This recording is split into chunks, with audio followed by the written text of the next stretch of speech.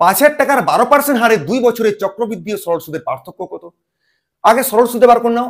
100 টাকার 12% হারে 1 বছরের শেষে সরল সুদ পাবে 12 টাকা, 2 বছরে কত পাবে?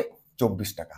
তোমাকে 5,000 বলেছিল, তার মানে 50 দিয়ে গুণ করে দাও, তার মানে 5,000 টাকার এখানেও 50 দিয়ে গুণ করে দাও, তার মানে সুদ পাচ্ছি দেখো 1200 টাকা সরল সুদ। এবার আমাকে জটিল সুদ বার করতে হবে।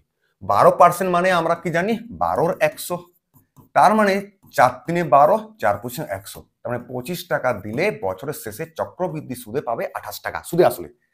2 বছরে মানে মাথায় পাওয়ার 2 নাও, 25 স্কোয়ার মানে 625, 28 স্কোয়ার মানে 8 8 64 4 6, 8 2 16 2 32, 6 38 8 3, 2 2 4 3 7। এটা সুদ আসল, এটা আসল, বিয়োগ করলেই হয়ে যাবে সুদ। 5 করে 14 9 থেকে 1, 2 একে 3 করে 8 পাই দিতে, 6 একে 7, 159। তার মানে 625 টাকায় সুদ পাবো 159 টাকা। কিন্তু তোমাকে 5,000 টাকা করতে হবে। তার মানে দেখো এখানে যদি আমি 8 গুণ করে দিই তবে হচ্ছে তোমার 5,000 টাকা। সেখানেও তুমি 8 গুণ করে দাও, 8 9 72 2 7, 5 8 40 7 47 4, 8 1 8 4 12।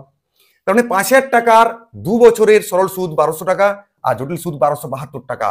পার্থক্য কত? না 72। অর্থাৎ option b is the right answer.